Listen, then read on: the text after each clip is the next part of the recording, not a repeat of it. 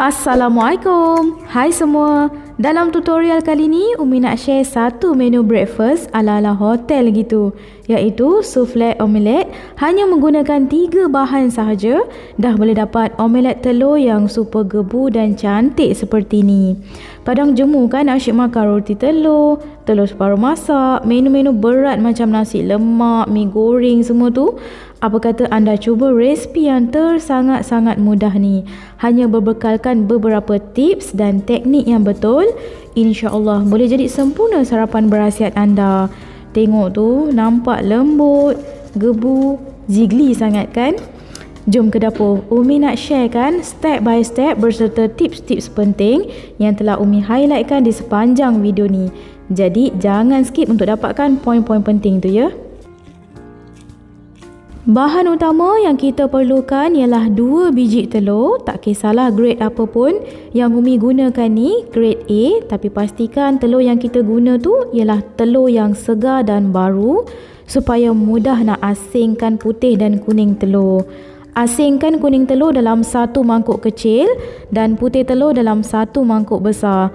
Selain memudahkan proses pengasingan telur putih dan kuning ni, faktor utama kita perlukan telur fresh untuk dapatkan hasil omelette yang gebu-gebas. Masukkan 1/4 sudu kecil garam dalam adunan telur kuning, kemudian gaul bagi garam betul-betul sebati. Dah siap, ketepikan dahulu. Masukkan 1 sudu kecil gula caster dalam adunan telur putih, kemudian gaul guna whisk hingga adunan telur putih ni jadi seperti form sabun yang sangat halus. Beat je terus bagi betul-betul gebu, kembang dan capai soft peak, iaitu adunan akan nampak bertanduk gitu. Maknanya ia dah capai soft peak. Nak capai tahap soft peak tu memang makan masa. Jadi tangan tu kenalah sadar sikit. Boleh nampak tu kan, bila Umi angkat whisk tu, adunan dah jadi bertanduk dan melengkung sedikit ke bawah macam tu. Maknanya ia dah betul-betul mencapai tahap soft peak.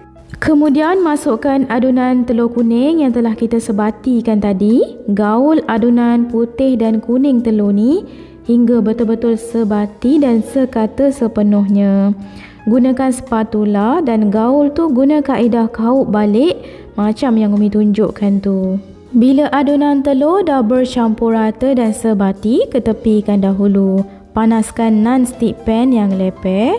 Letak sedikit butter dalam setengah sudu besar bagi permukaan pan tu berminyak.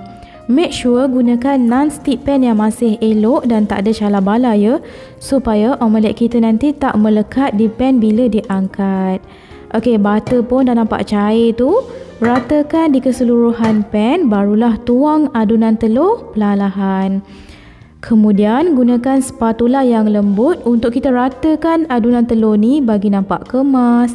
Tak perlu nipiskan sangat ya, ratakan sikit-sikit je di atas permukaan tu. Bagi sekata. Sebab bila kita lipat nanti nak biar omelette ni nampak tebal. Dah ratakan bagi kemas. Tutup pan dengan apa-apalah penutup bagi ngam dengan saiz pan tu kalau boleh. Gunakan api yang kecil je. Biarkan dalam 3 ke 4 minit bagi omelette tu masak dan naik gebu. Nak bahagian dalam dia tu masak sekata dan garing sedikit di bahagian bawah keraknya tu. Tengok tu dah naik gebu dan kembung kan.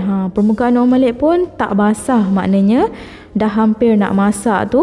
Boleh terus gunakan spatula untuk kita lipat omelette ni kepada 2.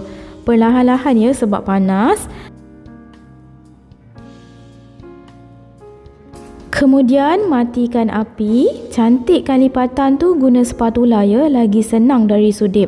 Make sure gunakan spatula sesuai yang elastik. Cari yang mudah lentur, tak lembut sangat dan tak keras sangat.